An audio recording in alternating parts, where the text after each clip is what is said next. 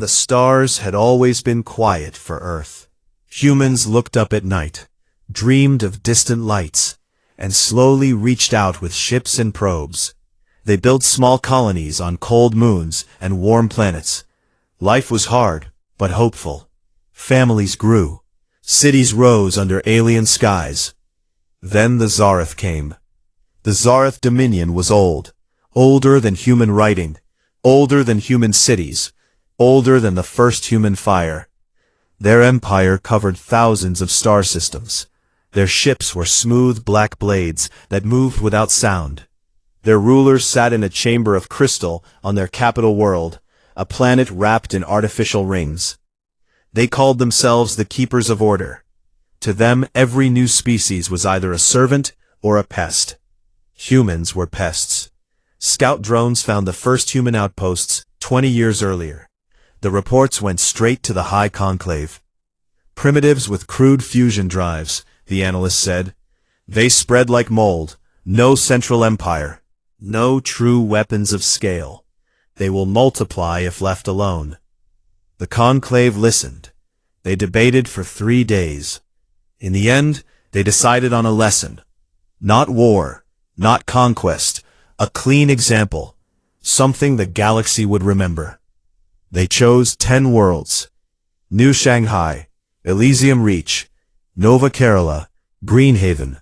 The list went on. Each one held millions or billions. Families lived there.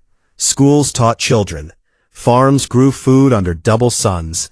Markets buzzed with voices in 100 languages. Normal life. The Zarath fleet arrived without warning.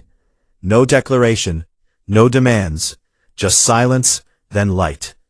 On New Shanghai, the sky turned white at noon. People looked up and saw a thin, bright line falling from orbit. It struck the capital city first. The beam was thin as a needle, but carried the force of a dying star. Buildings did not explode. They simply stopped being. Concrete, steel, glass, people, all turned to plasma in a heartbeat. The shockwave raced outward. Mountains cracked.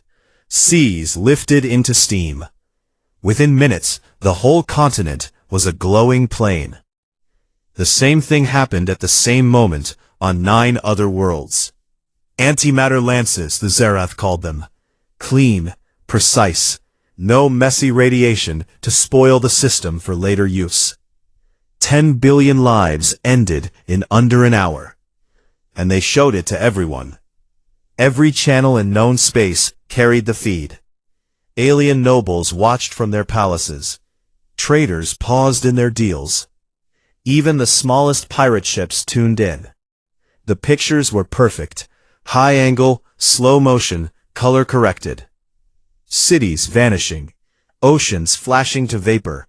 Night side of planets lighting up like lanterns as continents burned.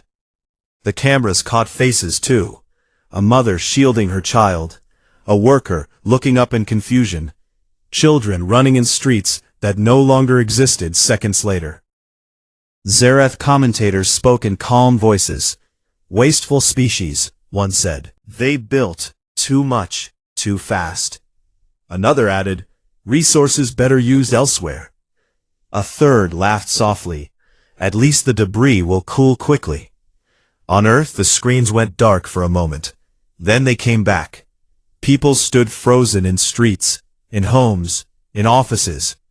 Parents held phones with pictures of sons and daughters on colony worlds.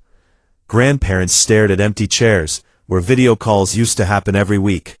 Children asked why mommy wasn't answering. The death count climbed on every news feed. 1 billion, 3 billion, 6, 8, 10, 10 billion. No one screamed at first. The number was too big. It did not fit in the mind. It was not a war. It was not a disaster. It was erasure. In Times Square, a crowd gathered under giant screens. No one spoke. Rain started to fall. People stayed. Water ran down faces, mixed with tears no one bothered to hide. In Lahore, markets stopped. Shopkeepers turned off lights. Families sat on floors holding each other. Mosques filled quietly. No one prayed loudly. They just sat. In Beijing, a man walked out of his apartment, looked at the sky, and sat on the curb. He did not move for hours. Governments tried to speak. Presidents, prime ministers, generals, their words came out broken. "We are gathering facts," one said. "We demand answers," another said. But the words sounded small against the picture still playing. The Tsarath sent one final message. It appeared on every screen, every radio, every implant. A tall figure in dark robes stood in front of a star map. Its face was smooth, no mouth, 4 eyes like cold gems. "Humanity," it said in perfect English, "your expansion ends here. 10 of your worlds were culled to teach balance. The rest will follow if you resist. Send your fleets to these coordinates for decommissioning. Land your ships. Power down your weapons. Open your worlds to inspection. Refuse, and Saul will join the ash." The message ended. The screen went black. Earth waited. Hours passed. No reply went out. No ships launched. No angry speeches filled the nets. No threats. Nothing. Just silence. In bunkers under mountains, military officers stared at maps. Scientists ran numbers.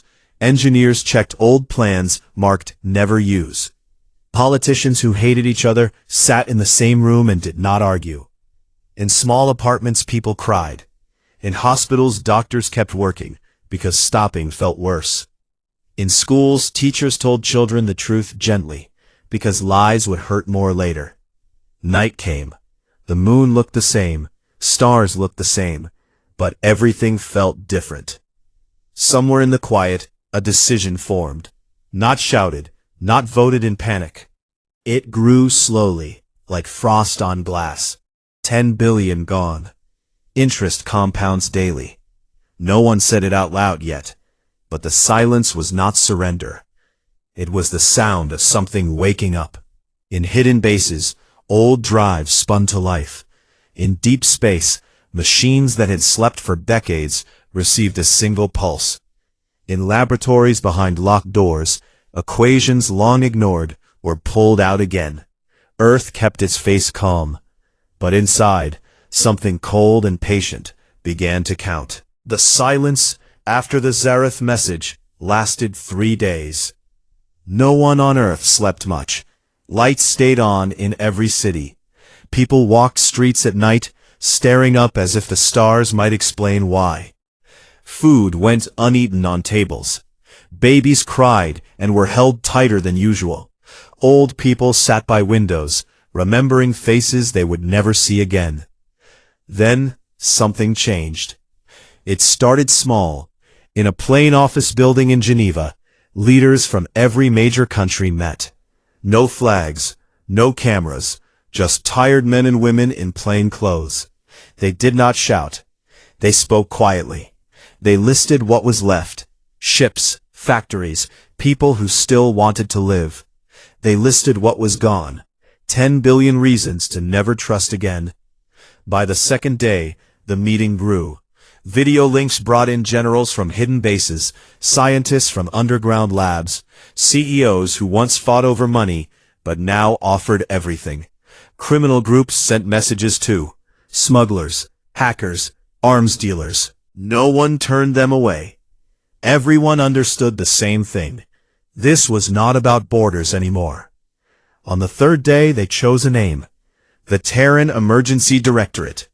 One voice, one command structure. Old governments still existed on paper, but real power flowed to this new center. Decisions came fast. No debates, no votes that took weeks. If a plan saved time, or lives, or hurt the enemy, it was approved. They looked at the enemy. The Tsarath had not bothered to watch Earth closely. Their scouts saw crowded cities, fusion plants, a few slow ships. They saw no giant fleets, no planet-killing guns, no sign of the anger that was building. To them, humans were insects who had lost their nests. Insects do not bite back hard. But humans had secrets. For 100 years, people feared being alone in the dark between stars, so they planned for the worst.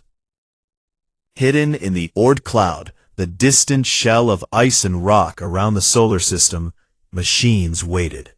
Small factories no bigger than trucks. They were called von Neumann seeds. Send one out, give it time and raw material, and it builds copies of itself. Then those copies build more. In theory, one seed could turn a whole asteroid belt into ships and weapons. Most people never knew they existed. Governments buried the projects deep. Even the people who built them thought they were just backups for exploration. Now those backups woke up. In deep caves under Antarctica, old servers hummed. Engineers pulled dusty drives from storage. Files labeled Black Swan Contingency opened for the first time in decades. Inside were designs no one wanted to use, relativistic kill vehicles. Rocks accelerated to a fraction of light speed. They carried no explosives. They did not need them. Mass and velocity did the work. Hit a planet at that speed and physics took care of the rest. Other files held worse things, strangelet bombs that could turn normal matter into more of itself until nothing was left. Mirror swarms that focused the sun's light into a cutting beam. Self-replicating disassemblers that ate ships from the inside like acid. The directorate read the files. They did not smile. They just nodded. "We start quiet," one general said. "Let them think we are broken." They sent no fleets, no loud declarations. Instead, they chose a name for the whole plan, something short, something that carried weight. Operation Nemesis. Nemesis was an old word. It meant revenge. It meant balance returned. It meant the thing that comes for those who go too far. Word spread through secure channels. Soldiers, scientists, workers, everyone who needed to know got the message. No speeches, just 3 words. Operation Nemesis begins. Across Earth, factories changed. Car plants started building drone frames. Chip makers switched to military-grade processors. Mines pulled more metal than ever before. No one complained about long hours. No one asked for overtime pay. People worked because stopping felt like betrayal. In space, the first moves happened without fanfare. Small probes, disguised as science satellites, drifted toward known Zereth systems. They had been launched years earlier under peaceful missions. Now they woke up. Tiny thrusters fired. They slipped into asteroid belts near enemy shipyards. There they opened. Seeds spilled out. Each seed found rock, ice, metal. They started eating. They started building. No explosions, no alerts, just quiet growth. On Earth, a single message was prepared. It was short. It used no threats. It used facts. They sent it on an open channel. Every receiver in Dominion space picked it up. The words appeared in Zereth script, then translated perfectly into their main language. 10 billion dead. Interest compounds daily. We accept your invitation to the stars. That was all. No signature, no origin trace. The signal came from everywhere and nowhere. In the crystal chamber of the High Conclave, the message played. Tall figures in robes watched the words float in light. One laughed, a dry sound like breaking glass. The barking of a dying animal, it said. Another nodded. They have no reach. Sol is one system, we are 1,000. A third leaned forward. Still, check their space. Send scouts. But the order came slow.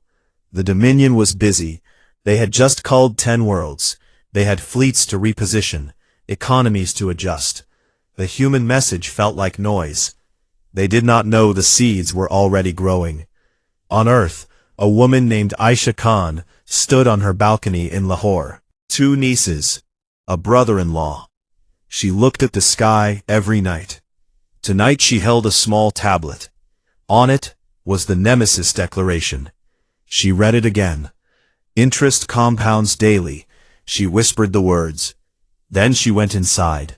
She had work tomorrow. The factory needed more hands to build the things that would come next. In a hidden base under the Himalayas, a young engineer watched screens. Numbers climbed. Replication rates. Resource intake. He smiled for the first time in weeks. First factories online, he said to the empty room. Far out in the dark, machines chewed rock and spat out new machines. Tiny at first, then bigger still. The Zarath laughed at the message. But something was already moving toward them. Quiet, patient, growing. The first strikes came without noise or light. No fleets roared out of Sol. No battle cries filled the void. Just small things, waking up in places the Zarath never bothered to watch. In the rings of a gas giant called Vexar 7, near one of the Dominion's largest shipyards, a single human probe had drifted for 12 years. It looked like space junk, a cracked solar panel, a dead antenna. The Zarath patrols scanned it once and ignored it. But inside, tiny machines waited. When the signal from Earth arrived, they started. Micro-factories unfolded like metal flowers. They ate ice particles and metal dust from the rings. They built more of themselves, then bigger ones. In weeks, swarms of dust-sized drones floated free. Each one smaller than a grain of sand. Each one carried a program. Find Dominion tech, enter, change it.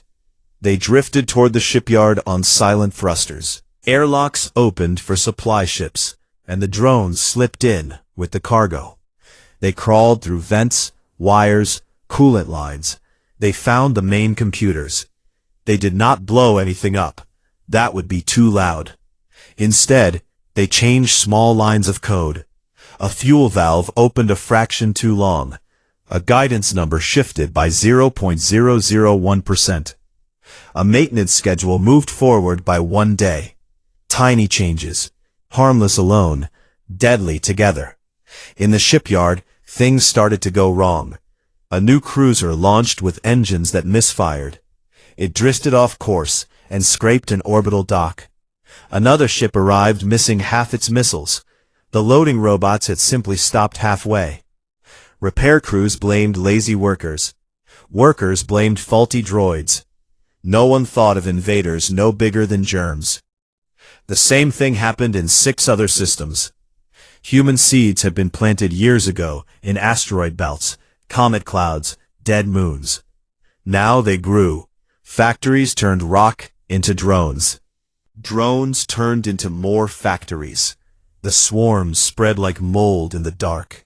On Dominion core worlds, people noticed money problems first. Ship parts arrived late. Prices climbed. Trade ships waited weeks for clearance. Supply lines broke in small ways. A noble house lost a contract because their fleet was delayed. Another house blamed them for sabotage. Old rivalries flared. The High Conclave received reports of minor inefficiencies. They ordered investigations. Investigators found nothing. Then the old weapons arrived. Years before the genocide, Earth had launched rocks, not missiles, just iron-nickel asteroids nudged onto precise paths. They moved at 40% the speed of light. No engines, no signals. Impossible to spot until too late. They had been aimed at empty space near important Zarath systems, waiting for the day someone gave the order. The order came. The first one hit a Dominion battle group in the Kalis sector. 20 heavy cruisers in formation. The rock was the size of a small house. It struck the lead ship dead center. No explosion, just a flash brighter than a sun. The ship folded inward like paper, then vanished in a spray of plasma. The shockwave tore the next 3 ships apart. The rest scattered in panic. Alarms screamed. Captains shouted for targets. Sensors showed nothing. No enemy ship, no missile trace, just empty space and dead friends. Reports flooded the conclave. Unknown kinetic impact. Relativistic strike. No launch detected. They checked records. The paths pointed back years. The rocks had been moving before humans even knew the Dominion existed. More arrived. One hit a supply depot orbiting a forge world. The depot held fuel for 100 fleets. It became a second sun for a few seconds. Then nothing. Another struck a command station. The station cracked open like an egg. Air and people spilled into vacuum. They called it cowardice. They said humans were too weak for real war. But fear grew anyway. Crews on border ships looked at shadows. Officers slept less. Every anomaly became a possible attack. The High Conclave met again. Tall figures argued in low voices. One slammed a fist on crystal. "We will end this now. Mobilize the Grand Armada. Every ship, every world. We go to Sol and burn their cradle." The order went out. Millions of vessels answered. Black blades gathered at rally points. Engines lit the dark. The Armada formed, a tide of metal and death moving toward human space. They expected ruins, a broken species begging. Maybe a few desperate ships, easy work. They did not know Earth had been busy. On the homeworld, cities looked strange now. Many streets stood empty. People had moved. Not fled in panic, moved with purpose. Families packed light. They went to underground shelters, to hidden arcs, to ships waiting in the outer dark. Earth kept running on minimal crews. Lights stayed on to full scouts. Factories kept humming fake production, but the real work happened elsewhere. In the Oort cloud, far beyond Pluto, machines never stopped. They built swarms, millions of small fighters, billions of kamikaze drones, relativistic launchers hidden in ice mountains, mirror rays that could turn sunlight into spears. Closer in, Jupiter's moons hid shipyards. Automated arms welded hulls. No humans needed, just code and metal. Mars turned redder with dust from test launches. The moon's far side held silent batteries of railguns. Earth itself became a trap. Every major city had hidden charges. Power plants could overload on command. Oceans held capsules that would release disassemblers if the sky filled with enemy ships. The planet looked peaceful from orbit. Under the surface, it waited to die if needed, and take invaders with it. The Directorate watched screens. Numbers climbed. Strike confirmations. Armada approach vectors. A woman in a dark room in Lahore looked at the main display. Aisha Khan. She had not slept in days. Her hands rested on a console. She typed one line. Phase 1 complete. Proceed to opening salvo. No cheers, no music, just quiet nods. Far away, the first swarm woke fully. Dust clouds turned into silver storms. They moved toward Dominion borders like slow thunder. The Zereth Armada pushed forward. Engines burned bright. They sang war songs over their channels. They promised glory. In the silence between stars, something answered. Not with words, with motion. Small at first, then faster, then unstoppable. The trap was set, and the enemy was walking straight into it. The Grand Armada of the Zereth Dominion filled the sky like a storm of black knives. Millions of ships moved as one. Their engines burned cold blue fire. The formation stretched across light minutes. Scouts went first, then light cruisers. Heavy battleships followed in walls so thick they blocked stars. Behind them came the troop carriers, ready to land soldiers on a broken earth. The High Conclave watched from their crystal chamber. They saw victory already. One system, one weak species, a quick end. They crossed into human space without resistance. The outer edge of the solar system looked empty. No patrols, no defense platforms, just dark ice rocks and silence. The Armada pushed deeper. Probes scanned. Nothing. No heat signatures, no radio chatter. The Directorate had pulled back everything visible. Ships, stations. Even the old orbital rings around Earth had been stripped and hidden. The Zarath commander, a tall figure named Vex Thalor, stood on the bridge of the flagship Eternal Blade. He looked at the empty void and felt only contempt. They ran, he said. Cowards. We will chase the last of them to their holes. Orders went out. The armada advanced faster. Then the first quiet death came. A scout frigate on the far flank vanished. No explosion, no distress call. One moment it sent a routine ping. The next moment its icon blinked out. Sensors showed a flash of energy, then nothing. The fleet slowed. They searched, found debris moving at high speed, pieces of the ship torn apart by something unseen. Another frigate died the same way. Then 3 more, silent impacts from rocks that had been traveling for years. The armada realized too late. The path to Sol had been mined long ago. Not with bombs, with physics. Relativistic kill vehicles waited in the dark like patient hunters. They struck without warning. Ships folded. Crews died in vacuum before they could scream. Vextalor ordered shields to maximum. Point defense lasers swept space. But the projectiles came too fast, too small, too many. The outer screen of the armada thinned.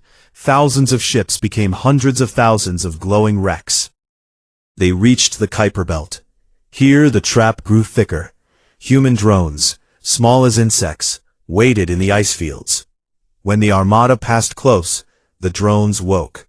They drifted in clouds. They attached to hulls like dust. Then they worked.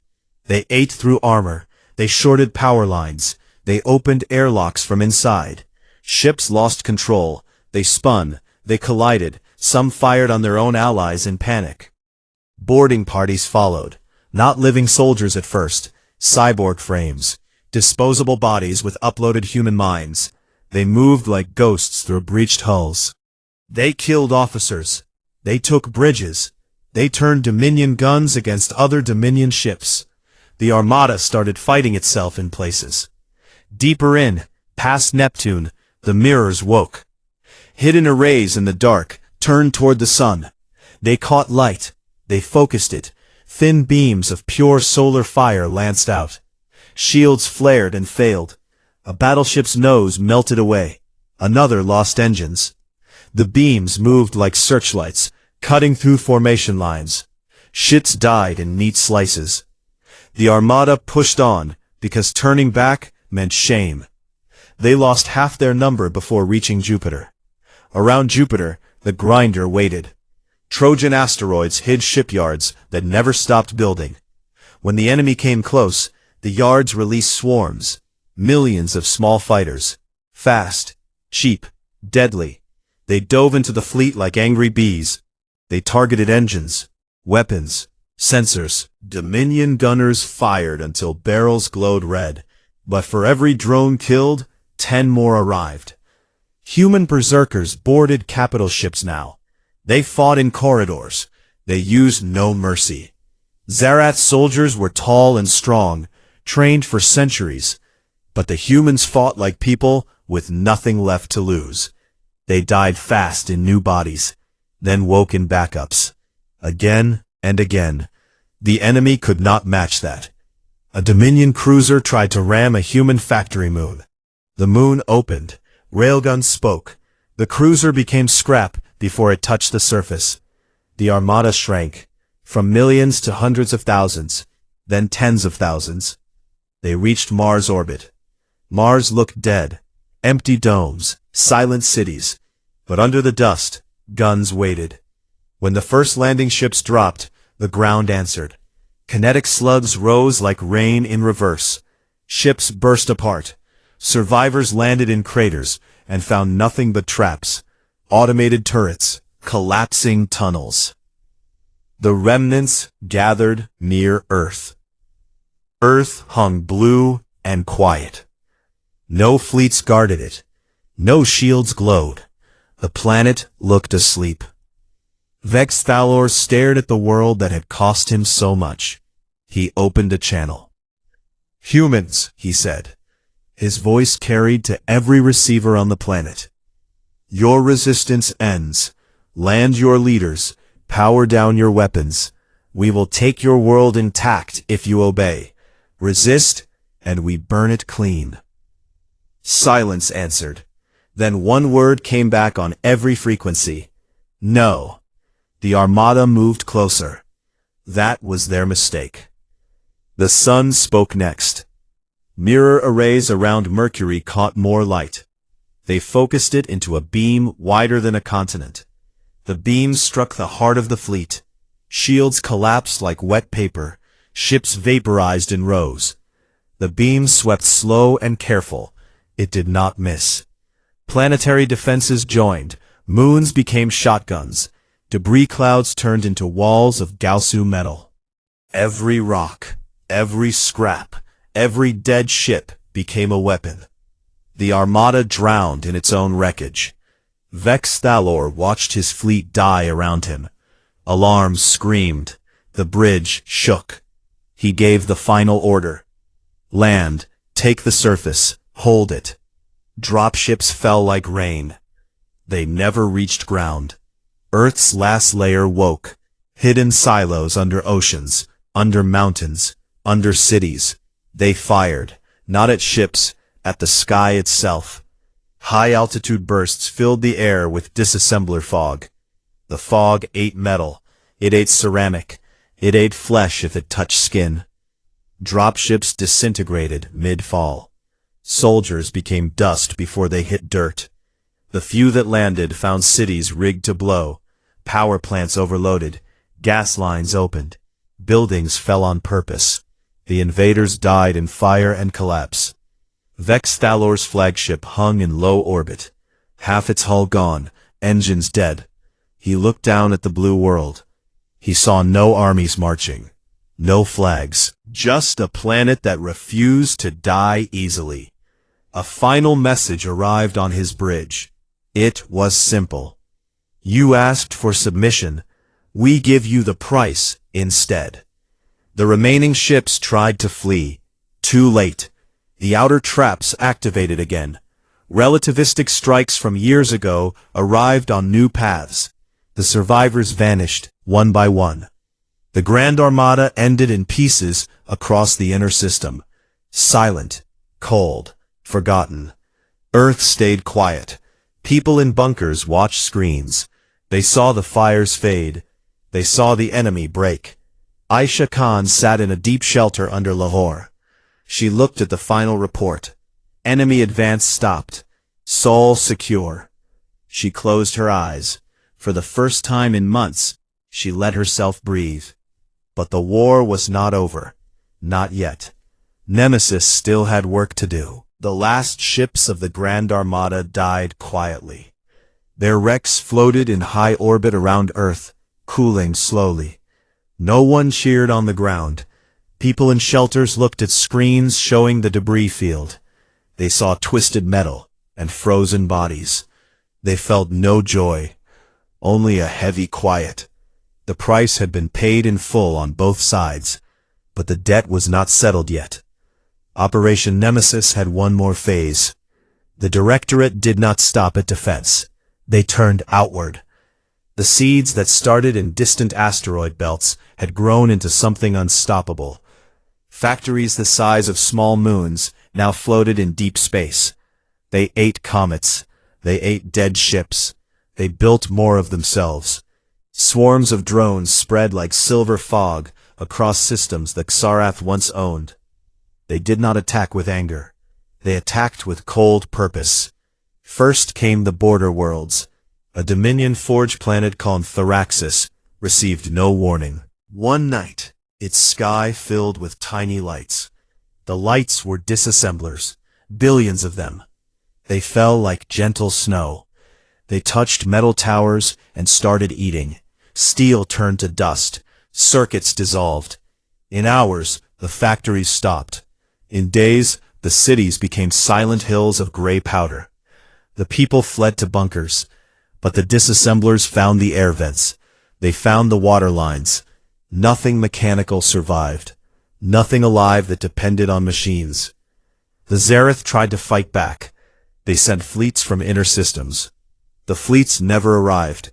Relativistic rocks, launched long ago from human space, struck them in transit. Silent flashes, empty space where ships used to be. Core worlds felt the change next. Trade stopped. Food shipments vanished. Power grids failed in strange patterns. AIs gave wrong orders. Ships docked and never left again. Crews opened hatches to find corridors already turning soft and gray. The swarms had come inside years earlier, waiting for the signal. Now they finished the job. One by one, the great rings around the capital world cracked. Dyson swarms turned against their makers. Solar collectors became weapons. They focused light inward. The planet's shields held for days. Then they popped like soap bubbles.